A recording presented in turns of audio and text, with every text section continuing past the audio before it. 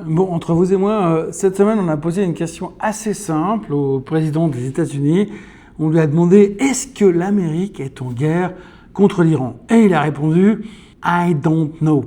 Alors je sais pas, l'homme qui a le bouton nucléaire, les porte-avions, le CIA, le Pentagone, ne sait pas s'il est en guerre. Pendant que je vous parle, 170 cibles militaires ont été frappées en Iran en 48 heures. L'Iran a riposté sur 3 pays du Golfe. Le détroit d'Ormuz, 1/5 du pétrole mondial est quasiment à l'arrêt. Et vous savez ce qui a fait la bourse? Eh bien, elle est montée. Le pétrole, il a baissé. L'indice de la peur, il s'est effondré de 5%. Alors aujourd'hui, on va parler d'un chat enfermé dans une boîte en 1935. Parce que ce chat, croyez-moi, il explique tout ce qui se passe sur les marchés en ce moment et il explique aussi pourquoi ça pourrait très très mal se terminer. Bienvenue dans ce Morning Bull Live, je suis Thomas Vaillet et nous sommes le 10 juillet 2026. Je vous préviens tout de suite, je tourne cette vidéo depuis Montréal, je pars pour le Québec dans quelques heures et pour la première fois de ma vie de chroniqueur, j'ai écrit tout ça, j'ai rédigé tout ça avant la clôture de New York. Pourquoi ? Eh bien parce que franchement, plus rien n'a d'importance. Tout le monde a déjà décidé comment l'histoire se termine. Trump arrête ses frappes ce week-end, il signe la paix lundi matin et le bull market continue. C'est écrit, c'est plié. Le marché a lu la dernière page du bouquin avant de commencer le premier chapitre. Le problème, c'est que personne, et je dis bien personne, ne sait si cette dernière page existe. Et c'est exactement là que notre chat entre en scène.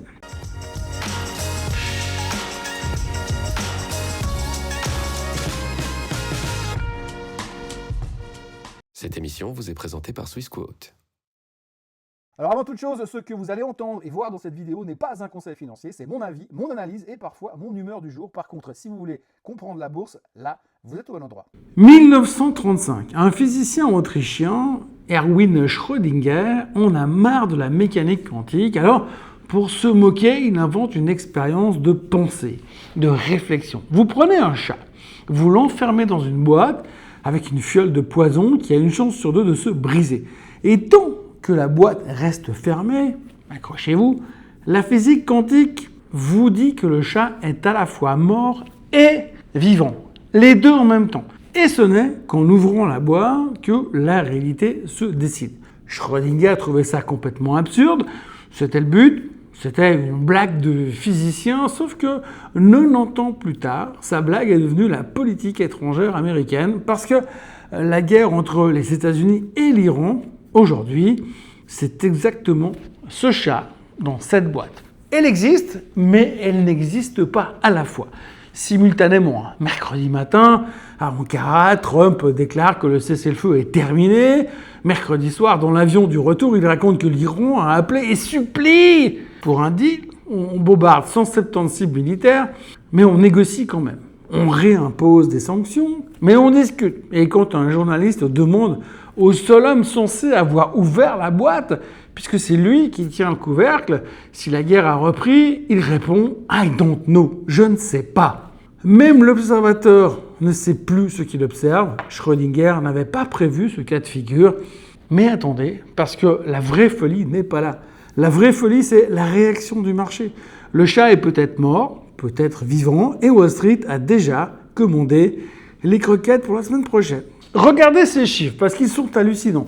Le détroit d'Ormuz, c'est 1/5 du pétrole mondial qui passe par là, ça on le sait, 1 baril sur 5. La semaine dernière, 33 tankers par jour, mercredi 13, dans la nuit 5 et en sortie de nuit 0. Les analystes maritimes parlent de conditions de conflit totales. Dans n'importe quelle décennie précédente, je dis bien n'importe laquelle, j'ai connu les années 90, 2000, 2010.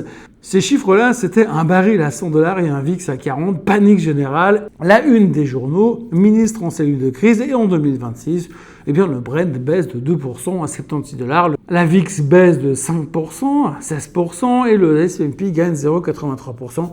Les semi-conducteurs prennent bien sûr 4,6%. Le marché ne price plus la guerre, il price des escaramouches de missiles entre des périodes de calme relatif. C'est une vraie citation d'analyste, ça. Je l'ai relu 2 fois. On a inventé la guerre bruit de fond, comme la pluie à Londres. C'est désagréable, mais on n'a pas non plus annulé ses plans pour le week-end pour ça. Pourquoi ? Eh bien parce que le marché a déjà vu ce film 14 fois depuis février. Escalade, menace, frappe, deal de paix, et à chaque fois, alors il ne se fatigue même plus à jouer la peur. Il saute directement à la scène finale. Il a décidé que le chat était vivant, point final. Et pendant que tout le monde regarde les missiles, il se passe un truc beaucoup plus discret et franchement beaucoup plus inquiétant du côté des banques centrales. Alors restez avec moi parce que là, on entre dans le monde à l'envers. Je ne sais pas si vous êtes bien assis, mais le marché presse désormais au moins une hausse des taux de la Fed d'ici la fin de l'année. Une hausse, pas une baisse, une hausse.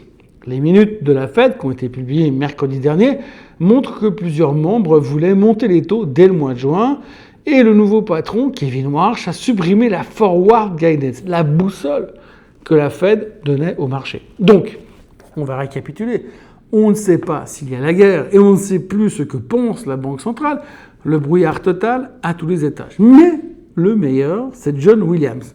Alors, John Williams, c'est le patron de la Fed de New York. Et jeudi, il a lâché un aveu que personne n'a vraiment noté dans les médias et qui mérite quand même d'être encadré au-dessus de votre écran de trading.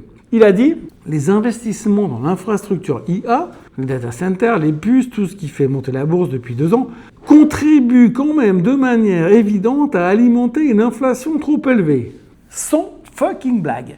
Réfléchissez à ce que ça veut dire. Le thème qui fait monter la bourse est aussi celui qui pourrait forcer la Fed à monter les taux. Ce qui ferait baisser la bourse, et le serpent donc se mord la queue, et le marché applaudit quand même le serpent. Ah oui, et puis alors, petit détail, pendant que tout le monde achète du rêve, l'or gagne 1,5% à 4142 et l'argent bondit de 4%. Quelqu'un, quelque part, achète des assurances. On ne sait jamais qui, mais c'est rarement le type le plus mal informé de la salle de trading. Bon, maintenant, on va parler de la folie de la semaine parce qu'il y a un secteur où plus rien, absolument plus rien n'a de sens. Et ça commence par une action à $1 200. Micron, fabricant de mémoire. Alors pour ceux qui ne connaissaient pas, la mémoire, historiquement, c'est le business le plus cyclique de la tech. Boom, crash, boom, crash, boom, crash, quasi faillite, boom encore. La régularité d'un coucou suisse. Eh bien, Micron a annoncé jeudi un plan à 3 milliards pour sa chaîne d'approvisionnement américaine, une enveloppe totale de 250 milliards d'ici 2035. Et le titre a pris 9% pour se balader gentiment vers les $1 200 par action. Pourquoi ? Eh bien, parce que l'IA dévore la mémoire. La HBM, la DRAM, tout ce qui stocke de la donnée, la demande écrase l'offre. Les ventes mondiales de mémoire viennent d'atteindre 74,6 milliards de dollars par mois. Par mois. Et ce vendredi, aujourd'hui même, SK Hynix débarque sur le Nasdaq, ticker SKHY, opération sursouscrite 7 fois, 26,6 milliards sont levés, la plus grosse cotation ADR de l'histoire, devant Alibaba, devant Aramco, un titre qui a pris 600% en 12 mois est une des plus grosses IPO de l'année. Et pendant ce temps-là, Sam Altman, le patron d'OpenAI, l'homme qui a lancé toute cette histoire, se plaint sur CNBC que le coût de la mémoire devient, tenez-vous bien, un vent contraire pour son entreprise. Savourez quand même un tout petit peu l'ironie. L'homme qui a déclenché la ruée vers l'or se plaint du prix des pelles pour aller creuser dans les mines. Mais il y a un détail que personne, ou que presque tout le monde a raté jeudi, c'est le SOX. L'indice semi-conducteur a quand même gagné 4,6% et tous ses composants ont fini dans le vert. Tous, sauf un. Et c'est pas n'importe lequel. Nvidia, la plus grosse capitalisation boursière du monde, le seul titre de l'indice qui finit dans le rouge. Cette année, Nvidia a fait plus 8% depuis le début de l'année, quand son propre indice a fait plus 85%. La star absolue de l'IA est devenue le boulet de sa propre révolution. Pendant que Meta annonce qu'elle fabriquera ses propres puces dès septembre, pendant que même Starbucks, le vendeur de café, développe son IA maison pour virer les logiciels d'IBM et de Microsoft, quand votre latte devient une menace pour Big Software, c'est que le narratif a atteint sa phase mystico-euphorique. Et c'est précisément le moment que choisit un vieux briscard des crises pour publier le mode d'emploi du pire. Alors accrochez-vous parce que les chiffres qui arrivent sont violents. Satyaj Das, 40 ans à décortiquer les crises financières, vient de publier sa feuille de route du prochain crash et je vous la résume. Son acronyme, après le FOMO, la peur de rater la hausse, eh bien c'est le no-go. No options but getting out. Plus d'autres options que de se casser d'ici. Si on prend maintenant les chiffres, 500 000 milliards de dollars d'actifs réels, les immeubles, les usines, les vrais trucs qui supportent plus de 1 million de milliards d'actifs financiers. Pour chaque dollar investi dans le concret depuis 20 ans, on a créé 4 dollars de passifs, dont 2 de dettes. 40% des sociétés américaines perdent de l'argent, 15% des boîtes mondiales sont des zombies. Elles payent des intérêts, mais elles ne remboursent jamais rien. Et l'investissement dans l'IA pèse aujourd'hui 17 fois la bulle Internet, 4 fois les subprimes. La bulle Internet a coûté 5 à 6 000 milliards, les subprimes 15 000 à 20 000 milliards, et je vous laisse faire la multiplication. Le scénario, si un jour il se déclenche, c'est toujours le même. Un événement mineur, évident, seulement rétrospectivement, les appels de marge tombent, tout le monde vend en même temps, ce qui est encore liquide, la contagion saute d'une classe d'actifs à l'autre, le crédit se referme et pour l'Amérique, les 30 000 milliards détenus par les étrangers deviennent un amplificateur. Les capitaux sortent, le dollar plonge, la boucle s'auto-alimente. Attention, je ne suis pas en train de dire que ça va se passer. Je dis juste qu'un trader averti en vaut 2, voire 3. Au fait, la définition de EBITDA version 2026, selon Satyajit Das, c'est devenu Earnings Before Iran, Tariff, Donald and AI. J'ai rien à ajouter. Et le détonateur de tout ça, il n'est peut-être ni à Téhéran, ni à Washington. Il est peut-être dans le marché le plus ennuyeux du monde, Tokyo.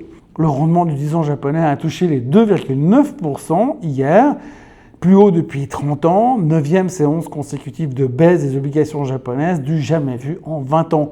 Et ma prévision perso, il tape les 3% dans la semaine qui vient. Pourquoi est-ce que vous devriez vous en soucier ?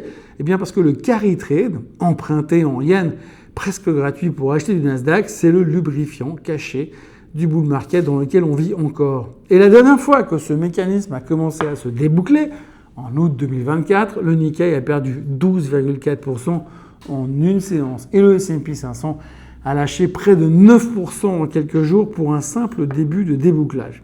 Les assureurs et fonds de pension japonais détiennent 1200 milliards de trésoreries américains. Ils ont déjà revendu pour près de 30 milliards au premier trimestre. Et Albert Edwards, stratège chez SocGen, bearish parmi les bearish, pose la seule question qui compte. Croyez-vous vraiment que la bourse américaine peut tenir plus de 20 fois les bénéfices si le 10 ans japonais converge vers les 4%? Sa réponse tient en un mot, non. Le marché le plus ennuyeux du monde est en train de devenir le plus dangereux. Il vous suffit de retenir simplement ça. Alors voilà où l'on est.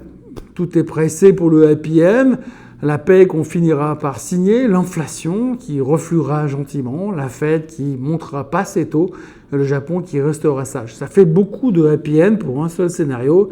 Il suffit qu'un seul de ces happy end parte en vrille et on ouvre la boîte de Pandore. Mais en attendant, soyons honnêtes, la messe est dite, bull market is on et on est en mode à poil les shorts. Moi je pars écouter le chant des baleines du côté de Québec et on se retrouve lundi matin, peut-être pour la signature des accords de paix pour la 23e fois, peut-être pas. Même Trump lui-même n'en sait rien. Le chat de Schrödinger est mort et vivant à la fois. Le marché, lui, a décidé qu'il était immortel. C'est généralement à ce moment-là de l'histoire que le vétérinaire débarque pour l'euthanasie. N'oubliez pas de vous abonner à la chaîne Swissquote en français, même si plus personne n'en a rien à faire de la finance cet été, et ça recommencera pour de vrai en septembre. En attendant, on like, on commente et on partage. Et on se voit lundi matin pour une nouvelle vidéo. Allez, bye bye, ciao. Ce contenu est informatif et éducatif destiné aux personnes connaissant les marchés financiers. Il ne constitue pas un conseil en investissement, juridique ou fiscal. Le trading et l'investissement comportent des risques, notamment la perte de capital. Les CFD et actifs numériques sont volatiles et ne conviennent pas à tous. Swissquote décline toute responsabilité quant à l'exactitude du contenu ou aux pertes liées à son usage. Produits et services disponibles selon la législation en vigueur.